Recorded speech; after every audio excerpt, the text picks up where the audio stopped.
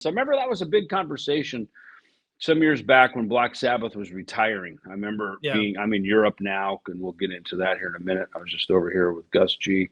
But I remember over here, there's a big conversation about, who are the next headliners for these festivals. And of course, Slipknot was already at the door. Ghost is certainly there now.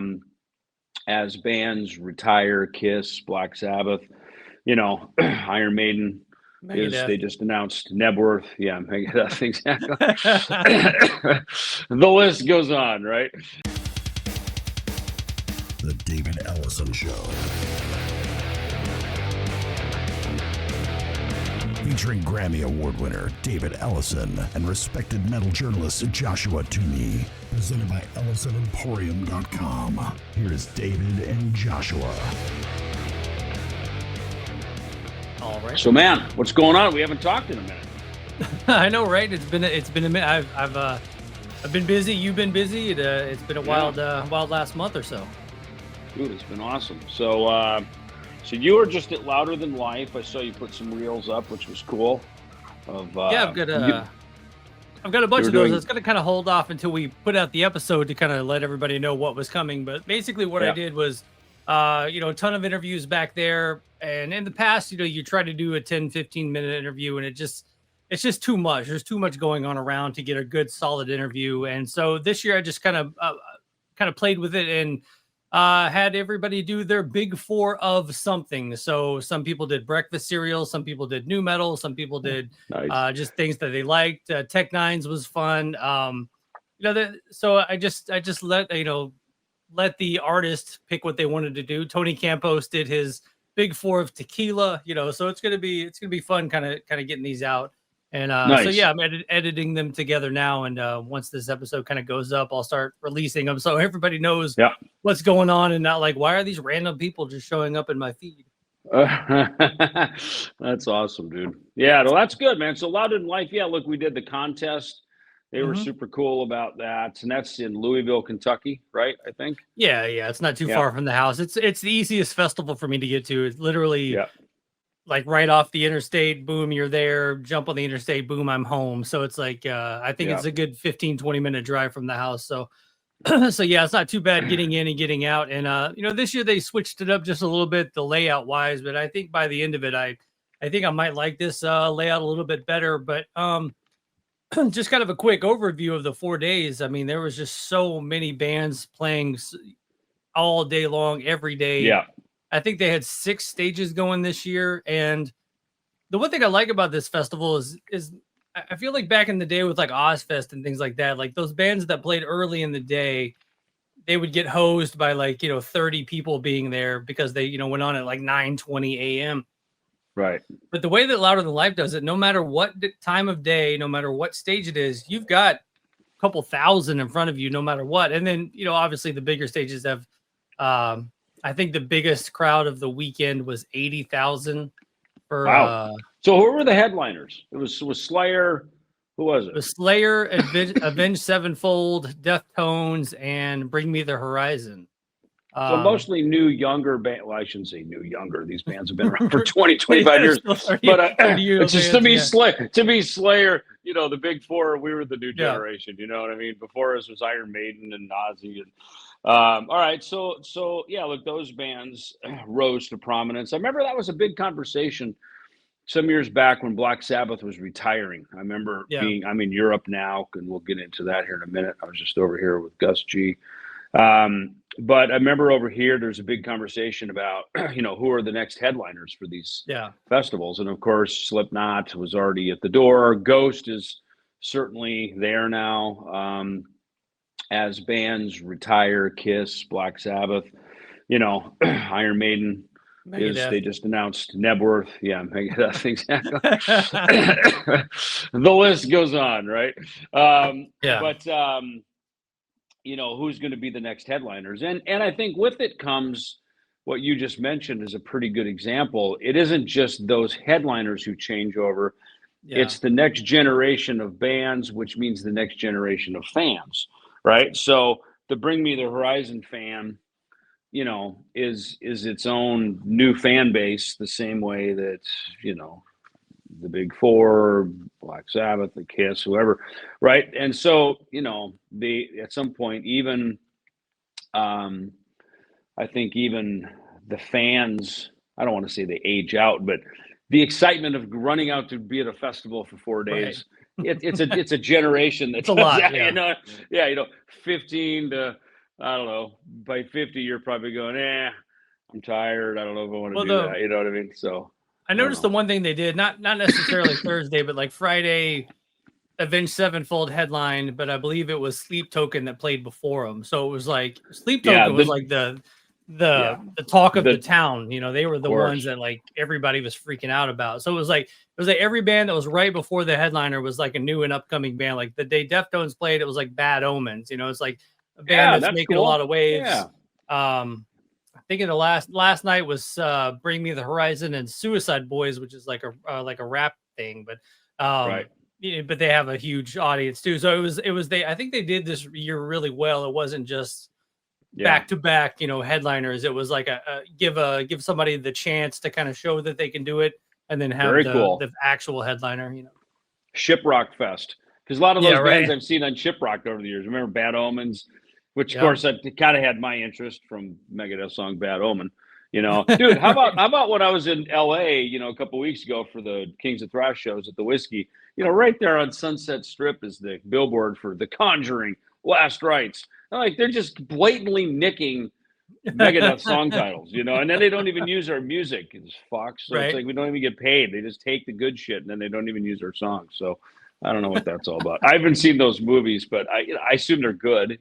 Yeah, no, those kind of up around. I've never been a huge horror movie fan, but yeah, the Conjuring movies have always been really good. So they look cool. Yeah, I mean they look like they do a great job, but I just thought it was kind of funny with it's like, why don't you just say The Conjuring P sells, but who's buying, and then not use any of ours.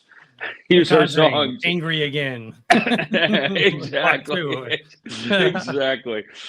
So that's awesome, man. So I was over here, came over to play. Gus G invited me to come over to the Rock Hard Magazine Festival in Greece. I've had a great relationship with those guys for many years. Greece it's kind of far away. It's 10 hours from California, West Coast. So it takes a minute to get there. It's effort, but Gus had just come in, him and Ronnie Romero, who sings with Rainbow and all this kind of stuff. Great singer, but Gus had his own band, so asked me to come in as a guest. Overkill had played there the night before. It's cool to see Candlemass. I'd never seen Candlemass before. Oh, nice. Maybe I had somewhere in festivals over the years, but they're Sweden's, band, right? So, but they're actually shooting a documentary about them. So that was super great to see them. But yeah, it was great to, Gus is great. He's got such a great touch on the guitar. I noticed when we were sitting backstage and he's warming up. He's got this really nice light touch, not feather light, but pretty light, very deftly dancing across the fingerboard. You know what I mean? It was good to see. He wasn't, it was like some muscular metal guy. Like, we got to be more metal. It's like very controlled. And so we chatted a little bit about his stint with Ozzy, which was, I think, 5 years he played with Ozzy. And so just about all that. And it was good to play. Excuse me, good to play some songs. Of course, I get sick. I got sick. It was went for a checkup with the doctor. He goes, "You want to get a flu shot? You probably should since you're traveling." I'm like, nah, I don't need a flu shot. Then I probably can get the flu, So the only time I ever got the flu in the past, one day I'm driving down to the grocery store, feeling perfectly great. In fact, I commented to myself, God, I feel good today. I go to the grocery store. They're offering flu shots. I go, I should get a flu shot just so I stay feeling great. I get the flu shot. By that night, I was so sick with the flu.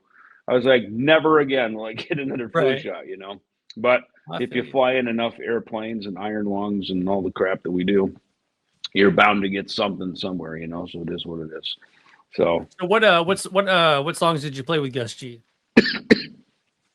With Gus, we played War Pigs, which is very cool. Haven't played that in a minute. Bark at the Moon.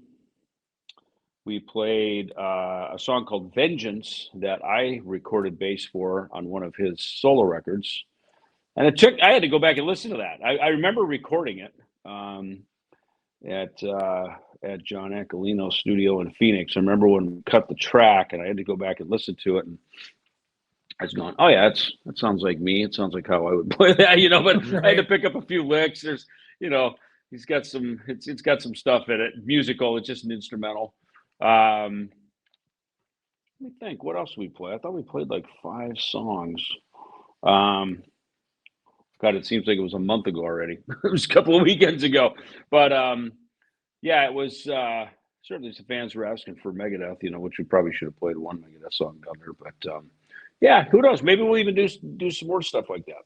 Gus is a good dude. Cool.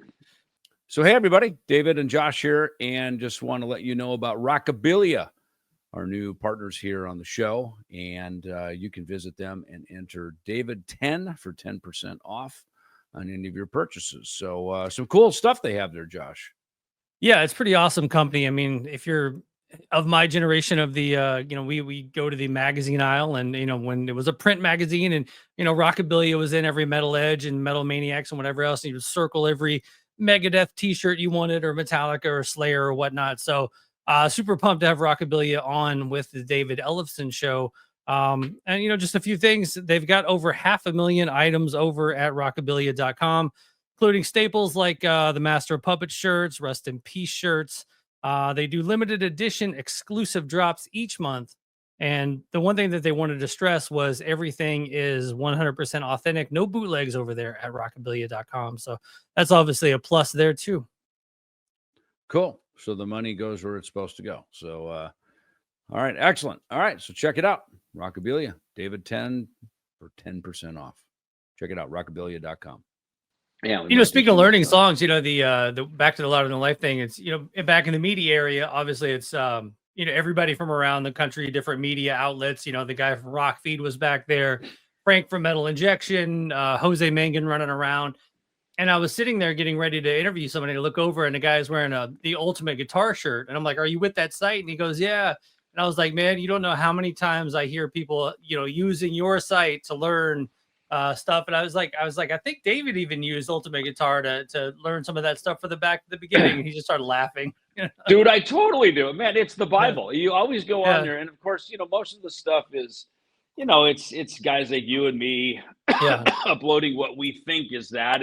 And lots of times I know it's like, okay, this guy's totally got the parts wrong, but I can tell this part of the tune, he's pretty close. All right. So it just, if nothing else, it just confirms, okay, it gave us F sharp minor. Okay. He really is playing it here in this part of the neck or something like that, So, I realize I don't want to play like most of those people play, and I would never play like that. I will say this, when I was learning those Ozzy songs, and a lot of them were Bob Daisley parts, who I love and admire and is one of my absolute heroes as a bass player and a songwriter, as a lyricist. But man, it's like when I listen to, his parts are great. I mean, everything from on the Long Live Rock and Roll album, obviously, the first 2 Ozzy records in particular, because the bass was so prominent on that. But I think he played on Bark at the Moon, maybe Ultimate Sin, I don't know. But, some of those, and a lot of those are, let's take Bark at the Moon and Ultimate Sin, those are Jakey Lee parts, right? So he's probably driving the riffs and driving the bus on that. So the bass is sort of following more his patterns. And when you write metal, hard rock bass parts around, you're usually writing them around guitar players, unless you're Steve Harrison, it's Iron Maiden, and it's your band. Right. Then I guess you're kind of doing it your way. But, for the most part, you're sort of, supporting the guitar riff. So it was interesting to play that stuff, that Ozzy stuff, because it's not how I would play. And it's funny because I probably did play like that when I was learning those songs as a teenager before I moved to Hollywood. Once you start your own band, you sort of kind of go into a bubble, and you pull a lot of those other things back. They'll always be your influences, but you tend to play less like someone else. You tend to play more like you, and that's the point, I think, of starting your own thing is you get your own voice. Your own voice is heard through your playing. So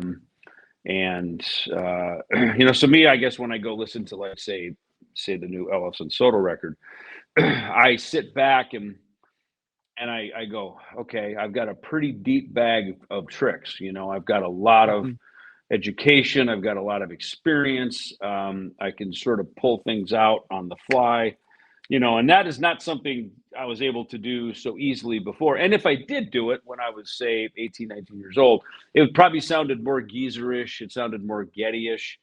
It sounded more Steve Harris-ish, because that was my bag. My bag was basically taking bits of their bag, but now, all these years later, having had my own experience, with songwriting and making records, I have my own bag of tricks. I've got the David Ellefson bag, and look, sometimes you'll do a big slide and I'll joke, I'll go, hey, how about a good Gene Simmons right here? I will throw a slide in anywhere, and it's always Gene Simmons. It's always a Gene, and sometimes you just name them. Hey, how about a good Gene right here? Good Gene. All right. How about a quick Getty? All right, good Getty.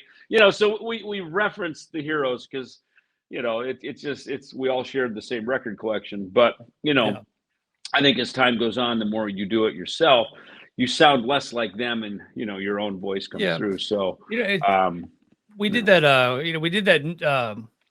Like the Louder Than Life pre-party on Wednesday night. I sent you a couple of photos from that or whatever. And I learned like 16 just random songs. It was like Foo Fighters, it was Deftones, it was Chevelle, it was System of a Down. Like it was a nice array of songs. And the one thing I was kind of talking about was I wish I had done that more when I was younger and not just been so like, I'm going to be myself. Like I wish I would have learned more, different songs. But like you said, like as soon as you start your own band, you're like, all right, well, this is how I'm going to play. This is my band, and I started a band at such a young age, like you did, that I kind of just focused in on my own playing and I didn't really learn anything else for a long time. And then now it's diving into learning all those songs. And I was joking with you the other day. You called me and you're like, "What are you doing?" And I'm like, "Actually, I'm learning Peace Cells."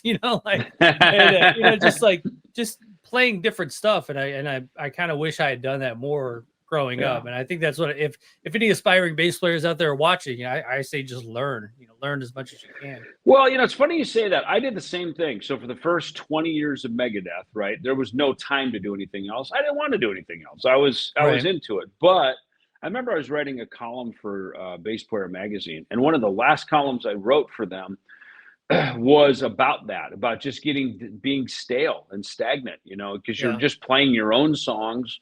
You're in the show. You're not so much, there's that fine line of being a musician and being a rock star. And when you're a rock star, that's when you're on the road, you're performing, you're doing all that. When you're in the studio, I would always find I'd be on the road so long that by the time I came home, we'd write a record, we'd get in the studio. My studio chops, I had to get them back up to par. I remember Max Norman really learning this with Mike Klink on Rust in Peace.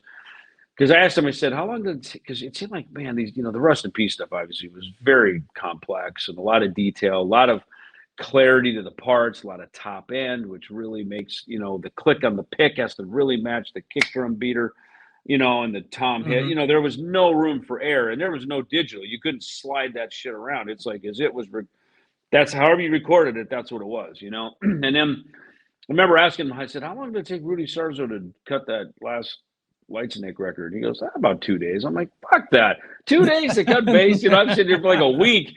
But again, I'm playing Five Magics and this detailed stuff, and I mean we're Rudy's obviously a great player, but different type of music. In fact, Rudy, I told him, I said, dude, I've never heard you play this good. Back to the beginning, he was just crushing it, man. And he was it's having so much fun and just digging in, just kind of being his own guy. And, it wasn't like he had to play, he had to play other songs, of course, that weren't his, but he was just digging in. I always love seeing that, when people are really just, and he was the guy who told me years back when I worked at Peavey, he was a Peavey artist. So we'd always hang out at the booth at NAMM. And he'd always tell me, he goes, Dave, I had to get the joy back in my playing again. And I knew exactly what he was talking about, because after being in Megadeth and then that disbanded, and now I'm working at PD, and I start doing F5, and I'm playing with Soulfly and doing, starting to spread my wings and some other stuff. Sometimes you got to do a few of those to get some confidence in your ability to do it, right? And I think a turning point for me to what you said there with the cover songs was we had a party for PD. It was at the Hilton. And I put together a little group of guys. It was Rob Arnold from Chimera, Tim Ripper Owens on vocals, Jason Bittner on drums, and I forgot who else. It was another guitar player. So we just got together and ripped through half a dozen covers. It was Judas Priest. It was, just like you said, your songs of your generation, System of a Down, Foo Fighters. Yeah. They were those bands for me. Maiden, Priest, whatever, maybe a Megadeth song, of course. But and that really inspired me. All of a sudden, I realized, I go, God, you know what? I have been away from playing cover songs for so long, and I just enjoyed it. And I was never going to be a cover band musician or like a tribute band musician. It just wasn't. I just realized even early on, as a kid growing up, I didn't play like that, and I could learn other people's parts, but I never played like them. My hands sounded different. My tone, just everything about it was not lent to that. I was lent to I guess, kind of create my own path. But it's funny, right after we did that party, I got a call from a friend of mine to put together what became Hail. And we went down to South America. It was me, Jimmy DeGrasso, Tim Ripper Owens, and sight unseen, and did not know this man at this time, Andreas Kisser. And so the idea, my friend Mark Abatista, he had worked with Eric Singer and Bruce Kulick, and he saw basically how these KISS conventions had formed through, the fans basically started KISS conventions, and they would hire in Peter Criss or Bruce Kulick or kind of the former KISS guys. And I think eventually Gene and Paul got involved and kind of maybe formalized them a bit more, and obviously created the KISS crews, et cetera. But it started with the fans, as I understand. So that's what Mark wanted to do. He said, hey, tell you what, let's go to South America because metal's huge. And that's how that started. And we met sight unseen. I mean, me and Jimmy and Ripper knew each other, or at least I knew them. I don't know that they knew each other. But we go to a bar in Santiago, Chile, and we rehearse for a day. Yeah. And we had 5 shows up and down the coast of Chile, from Antofagasta in the north all the way down to Porto something or other down in the south. And we even fired off a little secret warm-up show the night before. So we actually played 6 shows. And dude, it was so fun. Just playing Motorhead, Megadeth, Judas Priest, all of our stuff, and even some Sepultura, and that kind of all formed. If you want to go to the origin story of that, is really the Ringo Starr All-Star Tour. And the founder of that is David Fishoff, who now has the Rock and Roll Fantasy Camp. Oh, nice. He told me the whole story about that's how he got started. That was one of his big, successes, was telling Ringo, okay, you're not in the Beatles. There never will be the Beatles again. That's over. He's doing solo stuff. And said, why don't you put together this thing where you get, Randy Bachman, Mark Farner, all the guys, right? For that genre. And it's all anchored around Ringo. But everybody plays a couple of their own tunes, and then they all jump in. So when Josh Toomey comes up, we play a couple of his songs, and then so I'm sure Ringo would love to play loose. Yeah, exactly. So that this thing has kind of been morphing and moving around. So but yeah, it goes back to what you're saying about just, and look what Rudy Sarzo said, just falling in love with playing again, getting the joy back in your playing. And look, what better way to do that than to just go back to your own record collection? It's like, okay, my chops are stale, I'm uninspired, I'm looking at my bass again, going, do I really want to go back into this again? How do I get inspired? You know, and it's like you said, let's go play the songs we used to play growing up. They were fun. They were cool, you know, and fall in love with your record collection again and get inspired. And that's I've done that a bunch. Or in Metal Allegiance, we do the same thing. We did go back in. So I consider myself pretty fortunate to have a recurrence of that. And Metal Allegiance has probably been a more recent example of that whole thing, you know?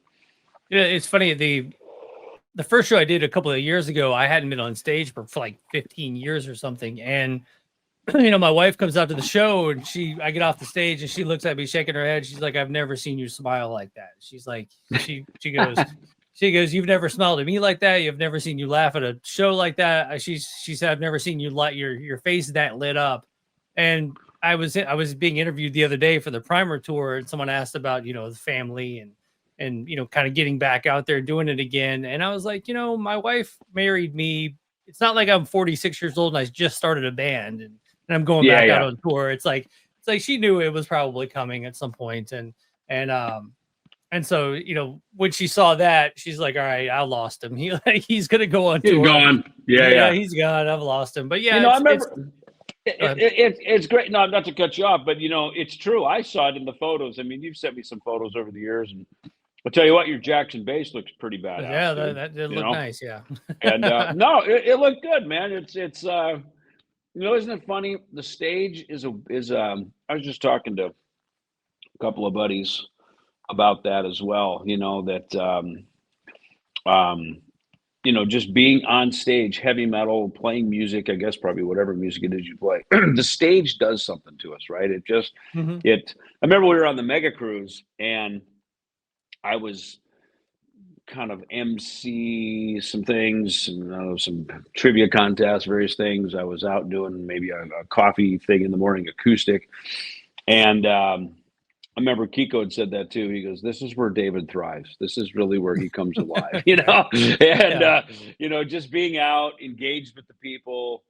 These are our people. These are our fans. It's our tribe. We've grown up together. It's kind of like you're just talking to your friends, you know? And, you know, and it was interesting on the Megadeth cruise because there was no Megadeth. Like they weren't even on the boat. As a band, we weren't there as a boat, you know? So you know, I ended up bringing my solo band on and, you know, had a tribute band, a bunch of stuff. So it was fun. In fact, we put together me and Frank Bello. I called him and I said, I'm working on putting this, you know, kind of all-star jam, you know, the big late Saturday night, you know, cruise finale, which is really how Metal Allegiance formed. So, you know, I said to Frank, the set list is a little too heavy. And I don't want it to be like Metal Allegiance. He goes, well, dude, do a Kiss jam. Everyone loves to play Kiss songs. I'm like, fuck, it's a great idea. So I just worked with me and Frank Bello and Charlie Benante. The three of us really kind of put that Kiss jam together. Because, you know, what bigger Kiss fans than Anthrax, you know? So, right. Yeah, it's, but you're right. Well, I'm glad, I'm glad you got to have that. So tell everybody what you got coming up here. So Primer 55, you're playing bass, and what's your itinerary now coming up? Because I'm going to be tracking you down to try to do podcasts. Right. Like, my background will be a hotel room soon. It's been our first shows are 2 weeks from today that we record, like October 9th through I think the 16th is the first run. It's like 7 shows in 8 days or 9 shows in 10 days or something like that. I know we only have 1 day off, and then we're taking a couple weeks off, and then we go out basically the entire month of November with Smile Empty Soul. And I was not familiar with how popular my Smile Empty Soul was. I mean, they had a couple of, you know, they've had some hits over the years, right? But they played Louder Than Life, and they played kind of one of the off stages or whatever. It wasn't the main stage. It was kind of a smaller stage. And I walked into, you know, I was like, well, I guess if I'm going to tour with these guys, I should probably go check them out. And I was blown away by the amount of people, everybody singing along. Like, I think it's going to end up being a pretty awesome run. Killer. So yeah, we've got that. I'm trying to think of if this episode's going up Monday. If this episode goes up Monday, then tomorrow there's a giant announcement. So make sure to keep your eyes on the socials for that. But okay. But yeah, man, it's been wild. It's like I've told everybody that will listen, I really was going to kind of wind down all of this, 10 years of the podcast, kind of go out and graze in the pasture. And, then I start the show with you, and then Bobby calls about getting the band back together. And then I bought a metal website, and it's just like, I'm doing way more than I've ever done in my entire life. And when I was trying to quit. So, dude, what did we learn from our guest, Fred Coelho, right. who was my bass tech in Megadeth? He now works for Nikki Sixx. Yep. That's what he said. He goes, I would call him, or he'd hit me up and I'd say, what are you doing? He goes, I'm working for Chain Siberian Orchestra. I was like, what did that happen? He's like, oh, well, so-and-so called me. And he goes, I was going to retire. I was just going to run. He's a union guy as well, so he would run the spotlight for the Pittsburgh Penguins. Right. Nice. I'd be sitting at home with my son Roman watching the game, and Roman would be texting with Fred going, hey, Fred's running the spotlight tonight. I'm like, really? He is? So it's like, nice. Fred's all over the place and different stuff. And then another time he calls me or we're chatting or something. And I said, what are you up to? And he goes, David, I quit. I swear to God, I quit the business. I was done. I wanted to be home. Next thing you know, I get a call. Can you work for Nikki Sixx? And he said, you and Nikki Sixx were my two heroes I wanted to work with. So I feel like I've checked the boxes. I'm like, all right, good. So that's been going well for him. But that was my takeaway with Fred is you got to quit once in a while. If you want, it's almost like you create a vacuum. If you quit, it's like, that's it. I'm done. It's over. I'm out. And I actually heard that story a few times over the weekend at Louder Than Life, like a couple of players that weren't necessarily original members of bands, and like the guitar player Jason from Nonpoint. I followed him before he joined Nonpoint, and for no real reason, because I think all he was doing was like a Korn tribute band in Chicago. So I don't, it just kind of came across my radar at some point. And when BC from Nonpoint left the band, I was like, it'd be kind of cool. Like, there was nothing linking those bands together, but I was like, it'd be a cool guy as Jason from this Korn tribute. And then, a few weeks later it was announced it was him. I was just like, wow. And I was talking to him at the show about that. And he goes, I was just content doing the Korn thing and, just playing a little bit on the weekends and blah, blah, blah. Right. And then he said, as soon as it happened, his wife goes, it'd be really funny if they called you. And again, no real connection there. Right. And then he said a couple of days later, Rob Rivera called him. It's like, hey, this is Rob from Nonpoint. And he's like, you got to be kidding me. But yeah. Well, and look, and that's how it happens. So, look, the first trick I think is getting in the game, right? And once you've been in the game, even if you look, how many bands do we know? People bring up to me all the time. Is it Boba Flex? There's all these tours. But especially in the 90s during, like, say, Cryptic Writings and Risk, those big radio rock tours, which is basically what Louder Than Life and the Danny Wimmerfest. They're basically the radio rock festivals. In fact, one of the partners in that used to work at Capitol Records and used to work Megadeth Records back in the day. So we've all known each other, and you grow up in that side of the business together in the radio and record side of it. But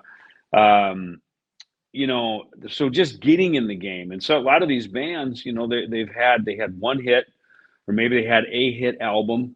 For some reason, the next time they went in to make the next record, their guy at the record company got fired. So the band gets dropped. There's so many things that could happen. In fact, I was just watching a great interview with Greg T. Walker, who's the bass player from a band called Blackfoot. And, so when I was a kid growing up, teenager, I remember seeing Blackfoot open for AC/DC on the Back in Black tour when they, now AC/DC's huge, legitimate arena headliner. I'd seen them a couple years before, 2-3 years before, opening for Cheap Trick with Bon Scott. It was just so cool, but they were just still kind of a, young, rowdy, scrappy band, and then now all of a sudden they're like, holy shit, this is huge. And Blackfoot was opening for them. They had their big song, Train, Train.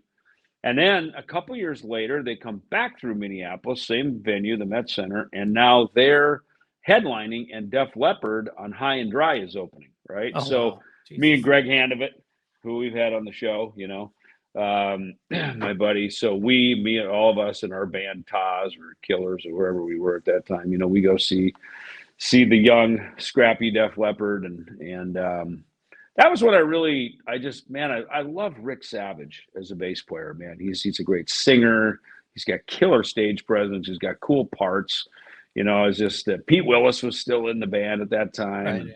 Nice. Of course, Steve Clark. But Greg T. Walker was talking about that, about how they'd made a record. There was that record, Strikes, that had, I guess that was when they were opening for AC/DC. It had Train, and how great it was, and it really blew up, and they had a platinum record, and they go back in the studio and do their follow-up, Tomcattin', which, was when they were now a headliner. But all of a sudden, for whatever reason, the label changed up. The label, whatever, wants them to do something. Hair metal's coming in. You need to cut your hair. You need to look like you're a Sunset Strip band. And like, yeah, that ain't gonna happen. So it's just literally today I was listening to a guy talking about that very thing. But just to get in the game is the first part, and then like your friend there, once he's in the game, it's like, hey, what's that guy doing? I haven't heard from him in a while. Let's find him. Oh, he's playing in a Corn tribute band in Chicago. Let's call him. He'd be perfect for this, So yeah, right. Once your star has risen once, it's easy to just call it back up again, Yeah, it's like once you get in the game, always be ready, because the amount, in 10 years of Talk to Me, I will say that almost every guy that's joined a band, like joining an active band, it's never, we have 6 months until this tour, so let's rehearse, blah blah blah. It's like, can you be there tomorrow and know the set? It's always. And we're playing in front of 50,000 people. Okay, so here's another one. I was just right before we got on this podcast, I was at the gym here at the hotel. I was watching a great Tommy Aldridge interview on YouTube. Yeah. And it was something, I don't know what the headline is, but he's a very well-spoken guy. He's got great energy. And he's talking about the Ozzy days, right after Randy died, and they've got 10 days until Madison Square Garden, and you've got guitar players coming in who don't know the set. They don't play anything like Randy. Even Bernie Torme, we've talked about this with Rudy on our podcast here too. Guys, it's like, oh my God, how do you get a guy to play like Randy Rhoads? Because he is the inventor of the next generation, and it's like, you can't, guys are playing like Eddie Van Halen, but that's not totally like how Randy played. So it's like, how do you even get a guy? You know what I mean? To fill in. But yeah, it's that same thing. It's like, we need a guy, and like we got, like they had 10 days. I'm like, how lucky were they? Because you're right. Usually someone quits, breaks a leg, goes to jail, something goes down, and it's like, hey, we need a guy tomorrow, and we're playing in front of 20,000 people. I will say, it's funny, in that Tommy Aldridge interview, there was, I don't know if we can put it in the podcast or not, maybe not, but he did say something really good in there. He said, Randy, he said, I talked to Randy at length. He goes, Randy's days were going to live beyond working with Ozzy. He was already making kind of an exit strategy, right? That was his plan to move on and do other stuff, And while I never thought I don't think too much about it. I didn't, because, with Megadeth, because it was my band as well. And, we're in it for so long. But, there's always a part of you that kind of goes, I wonder what is past this. I wonder if this ever ended, because all things come to an end eventually. You kind of go, what is it? Do you just retire? Do you go to a solo thing? Do you join another band? Whatever, So it's that comment hit me, because I always felt like, even with Megadeth, each of us could still obviously go do other things, which, clearly I'm doing, Marty's doing, Kiko's doing, Dave is doing, so there is life after death. Nice. Yeah. It's funny is the amount of people that came up to me asking if you were around this weekend. I'm like, no, he's, doing some stuff with Gus G. And then everybody that I talked to was just like, man, I hope he gets that shot in Megadeth. Like, I hope he gets it was the amount of people that were like, they better fucking bring him back. You know, it was you would have enjoyed the fanfare, I think, while you were there. Yeah, that's nice to hear. Yeah. And who knows? I mean, again, it's not my decision. So, you know, it's look, I'm still rocking on doing, keep it going, you know what I mean? So, because look, it's like, again, back to Rudy Sarzo. I have the joy back in my playing, you know what I mean? And when it's fun, now it's not so much about you have to be strategic for the next big gig or that. And look, those things are great if they come along, things like that. But to just, I don't know, to me, you just do the next indicated thing, you know what I mean? And today it was you and me get on a podcast because we haven't talked to each other in a minute, right? So, you're talking about different bass players and stuff. And over the years, I got into really playing bass, Gene Simmons and, you and Cliff Burton and Newstead, and just really focused on those guys. And later in life, I was never the biggest Guns N' Roses fan. I enjoy them. If they're on, I'll listen to them, but I'm not like a diehard. And I was really listening to Duff's playing one day, and I was like, that's actually more my style of play. Like it's more totally like got that punk rock vibe to it, and a little bit, just like some of his runs and stuff. I was just like, I probably play more like Duff than I do anybody. Dude, Duff is a fantastic player. He's got great parts, great pocket. He's got great tone. He's just got a really good hammer down approach on the bass. You know what I mean? And yet, it's got its punk rock thing about it, but he's very melodic. But yeah, I've done the same thing. I remember Bumblefoot, we were doing a bass story show, and he had invited me up to play something, Night Train or something, and I was just like, I was listening to, or maybe it was even Welcome to the Jungle, I forgot what it was, but I was just listening to the parts. I'm like, these are really great parts. And knowing a little bit of the history through Mike Klink and even living in Hollywood at that time, those guys, I think they were one of those bands who, had to write 60 songs to get the 12 great ones. You know what I mean? And that because they were on a major label, they had the time. Megadeth, we were on an independent. We didn't have the time or the money. There was no development. You know what I mean? But I think Guns N' Roses had that luxury of, great A&R, which is this talent scout who signs you to the record label. They really nurture you and, work on that. Mike Klink, in his production style. So they had a good team around them to really, because that first record, there are no duds. It's all killer, no filler. You know what I mean? It's amazing. And you're right. I mean, right out of the gate, Duff's playing always had my attention. And the other thing that's cool about Duff too is he sings that lower octave to Axl, which they did that on the record. And I don't know if that's Duff singing on those records, but seeing it live, I like it. And I do it with Kings of Thrash. I do it on Killing Is My Business because there's the low octave and the high octave. Mm-hmm. And me and Chaz sing it together, We never did that in Megadeth, but I do it in the live now because I like it. It's got a nice anchor, and I'm kind of mimicking what I've seen Duff do, to be honest with you. Because it has a nice weight to it. Him, kind of anchoring down, If it was a barbershop quartet, he'd be singing the bass. Axl would be singing the I don't know, alto, or soprano. I don't know. So actually, that kind of leads us. I mean, you've been playing some shows lately too. Some Kings of Thrash stuff, and then you had the Ellefson Soto at the Whiskey. How'd that go? So yeah, Ellefson Soto. We just announced basically it's going to be a warm-up show. It's April 9th. It's a warm-up show next year because then a couple days later we get on the Monsters of Rock cruise. And we knew going into Ellefson Soto, we make, I think, really strong records, and the writing and the recording, it's a great process. We have a lot of fun. We have a lot of laughs. I think again, the material's good, but we always know going into these that our chances of ever being able to really take it out on the road are pretty slim.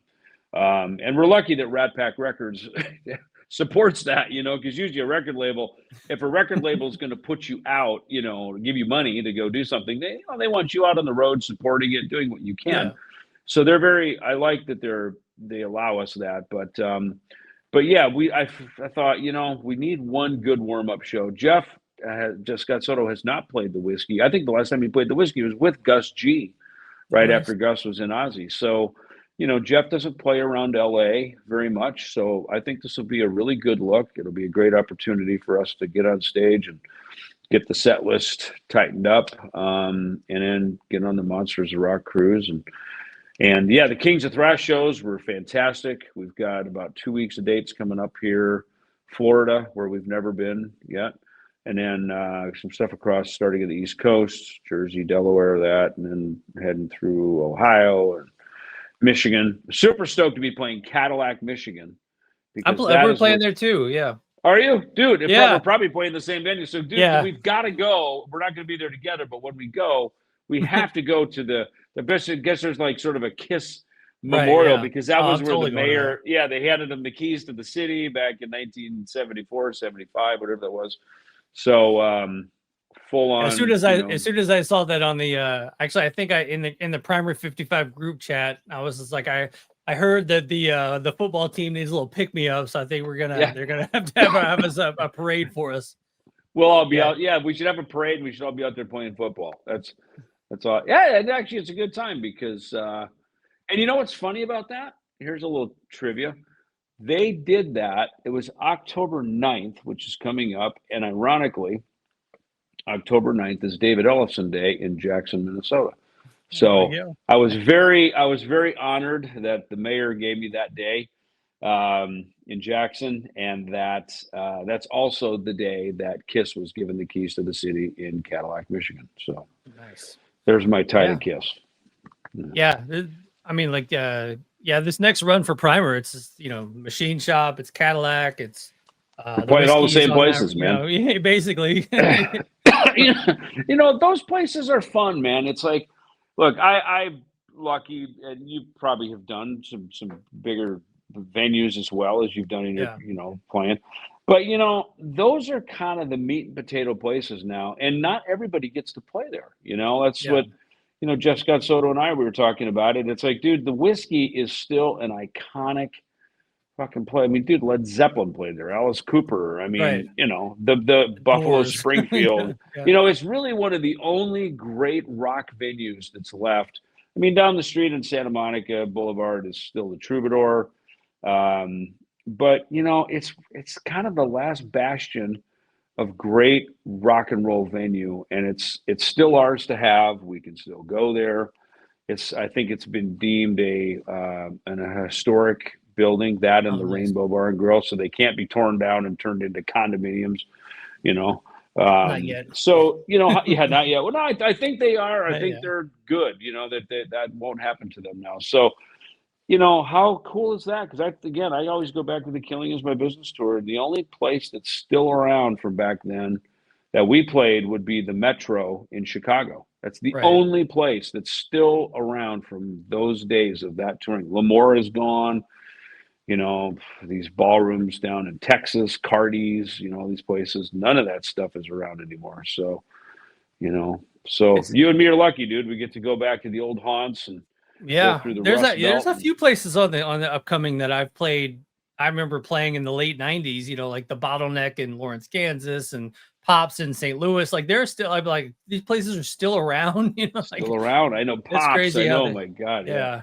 That'll be a fun one too. But it's just gonna be fun to get back out and get back in a van and get all cramped up and sleep under a bench seat and everything else. It's going to be a good time. You're just go, God, that's right. I remember how much I loved all this, So, well, and let's face it, we do it for the hour and a half we're on stage. I mean, that's the payoff, that buzz your wife was telling you about. It's like, I've never seen you light up like that, So someone asked me the other day, like, what am I looking forward to on tour this time? And I was like, this is going to be the first time that I've toured in the era of like Uber and Lyft. And so if I want to go to the Cadillac High School, punch it up on your phone and boom, you're there. I don't know how big Uber is in Cadillac, but I'm just saying like it's possible, and FaceTime and actually, down to dumb stuff like having NFL Sunday Ticket on my phone. Well, and look, we can do podcasts from abroad. Yeah, podcasting. Like we said that from the beginning. It's always funny. So there's always some guy going, David needs to get a new mic, and you guys need to do that. Some technical expert who's telling us how we're supposed to do our podcast. It's like, listen, we knew from when we started this is we're at large, we're rogue, we're wherever. You've mostly been home. Now you're the guy who's going to be out and about. You'll probably be, sitting backstage or, whatever, and we'll chime in real quick and do a podcast. And, that was always, this is a mobile podcast. I mean, that's always what this was. And, but dude, here's the other one, Uber Eats. Fred. Yeah. Oh yeah, that too. Kings of Thrash. He's always Uber Eats. I'm always like, man, we got to stop and get something to eat, or there's no room service. I'm old school, right? And they're like, dude, it's Uber Eats. I'm like, well, how do you do that? I did it once. I think I got a pizza delivered to me in Connecticut. It was like $36. I'm like, okay. Oh, it is expensive.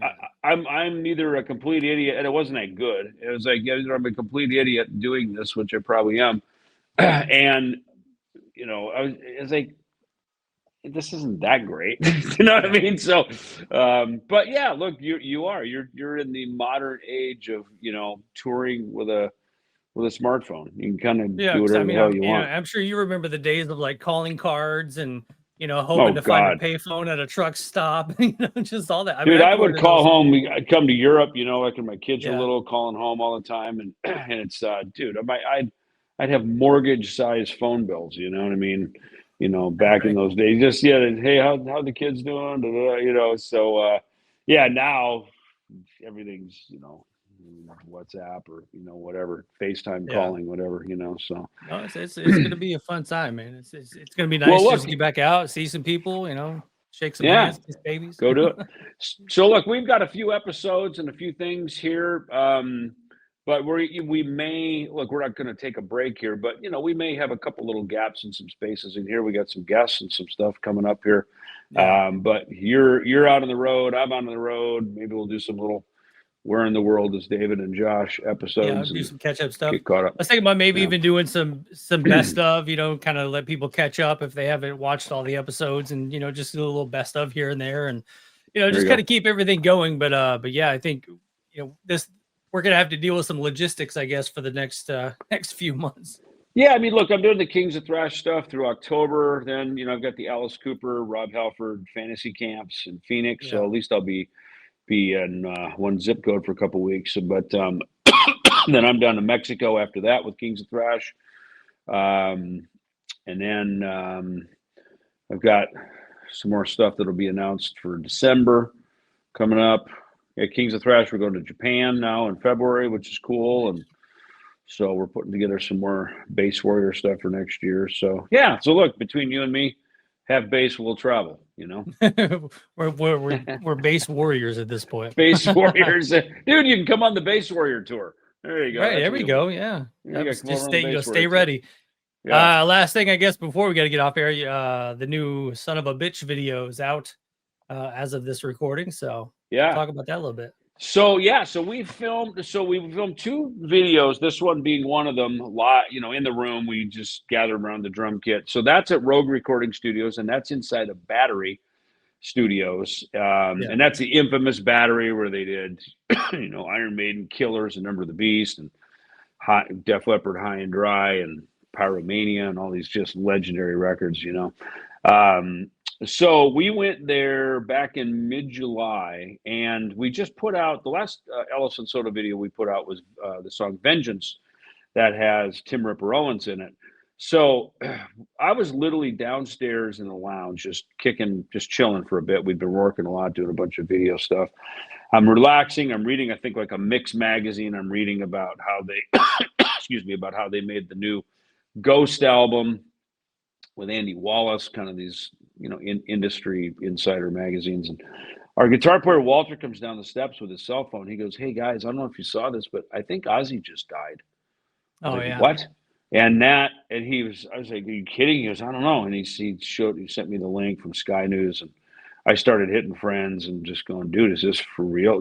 People I was just in Birmingham with, and I'm like, holy cow, like this is for real. And then right after that, I had to go upstairs and film my part for the Vengeance video, which fortunately was dark and, but I was just going, oh my God, it's like, we were all just together 2 weeks ago, and now he's gone. It was like, like that. So that was a heavy, somber, it was heavy. It was somber. It was just kind of uncomfortable, you know. Like I said, I just had to do one quick playthrough, but then the next day we did the SOAB son of a bitch video. So yeah, that's pretty kick-ass and got some good bass lines and a lot of good kick-ass stuff in it. I like so, anyway. Jeff Scott Soto's mic stand. Was that his personal mic stand with all that the is yeah that's his axe, you know, like how nice. You know, we got ourselves an axe, a Kelly Bird or whatever. He's got a mic stand, you know, which I think I agree, it's pretty fucking rock, you know, signature mic stand, you know. Very cool. Is this Kings of Thrash Stone Dead? What is that? Yeah, so Kings of we got asked. Earache Records are the Stone Dead Festival in England. It's at the end of August every year. So 2026, they confirmed us as a headliner on the stage for Earache Records. They hit us about closing the stage up. So we're doing that next year. I think it's like August 28th, 2026, something like that. So getting hit now with some promoters to do some other festivals and some other things over here next year across Europe. So yeah, it's got a nice Kings of Thrash has a nice calendar right now, man. There's a lot of good stuff going on. Awesome.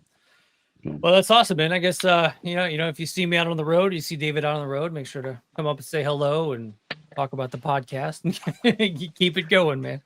I do get a lot of people talking about the podcast. I'll see people awesome. and go, dude, I love your podcast. It's great. So yeah, we've kind of found our little niche here. So yeah, bud. Well, listen, be safe. We'll chat obviously and be up to speed on stuff. But glad we got a little FaceTime here and look forward to the next one.